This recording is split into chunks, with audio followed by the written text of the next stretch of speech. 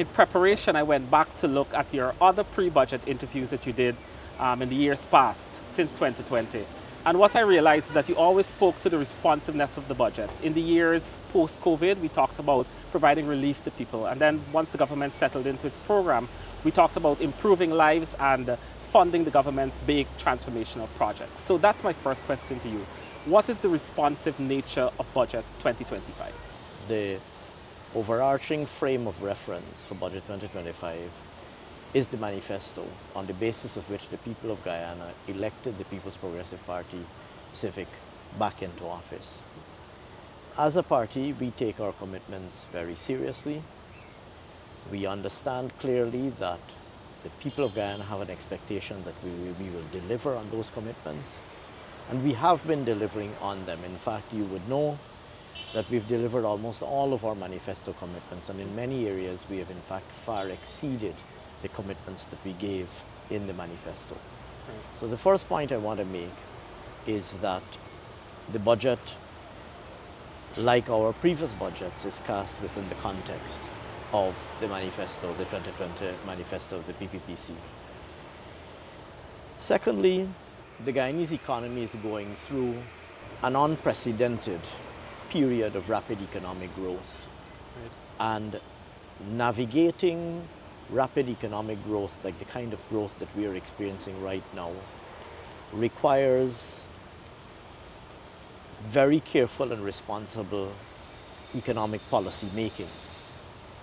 Because although high growth is a very positive thing, high growth also brings with it a number of other, I think, very evident risks, including, of course, the risk of overheating. An economy that is growing very rapidly faces a very real risk of overheating, just to give you one example.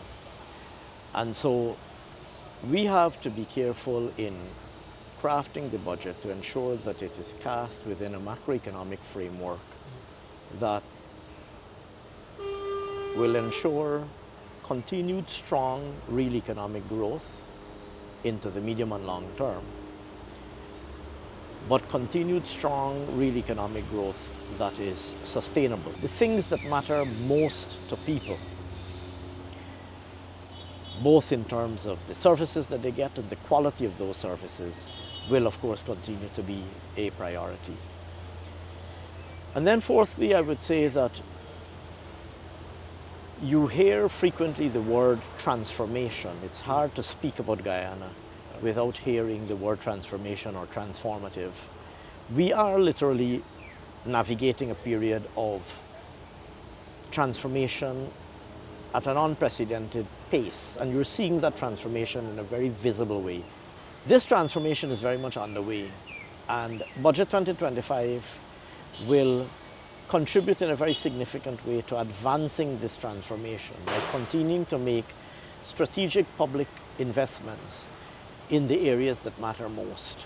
I guess I would pull all of those together by saying that, like every other People's Progressive Party civic budget, Budget 2025 will continue to have at its very center the interests of the Guyanese people. Right. And addressing the concerns of the Guyanese people, meeting the needs and expectations of the Guyanese people, and creating opportunities for all of the Guyanese people. Right. Just to quickly recap those four pillars. One, Budget 2025 is going to push the government beyond the finish line of delivering on its manifesto promise. It's also going to continue that upward trend of economic growth, respond to the needs of the people, particularly at the community level, and also advance those large infrastructural projects that we're seeing all around us, and the ones that we can't see with our eyes. Fantastic. I couldn't have said it better. Right. Well, just one more thing, because a lot of excitement and anticipation is building around the fact that this budget is an election year budget, quote unquote. I just wanted to know if that has put any unique challenge on yourself and your team in preparing the budget this year, and is that expectation or anticipation misplaced? From the very first day that we entered office, from the very first day that President Ali entered office, the 2nd of August 2020, the President and his government has been operating like election day was the day after. Right. You saw it in 2020. From day one, President Ali hit the ground running, demonstrating the urgency with which he wanted to deliver to the people of Guyana. There are many people who have said to me, we have been in campaign mode since 2020, since we started this term of office. And it's not that we've been in campaign mode. It's simply that we have always recognized, and we continue to recognize, that what matters most is delivering to the people of Guyana, delivering on the things that you've committed to deliver, right, and delivering on the expectations of the people of the country. And so from day one, we've been operating like the election was the next day. Obviously, it's an election year, but 2025 for us is a year like every other year. It's a year in which we are in a hurry to deliver to the people of Guyana. If I could continue to pick your brain a little more on budget 2025, anything that you could tell us about taxation in this year's budget? We have implemented a number of initiatives that have been designed at improving the well-being of the Guyanese people, improving their disposable income,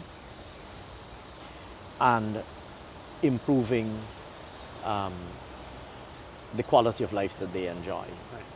And we've done this through, like I said, multiple measures. I can certainly say definitively that Budget 2025 will see continued improvement in the well-being of the Guyanese people, including through increases in their disposable income. But I would stop short of giving more specific insights.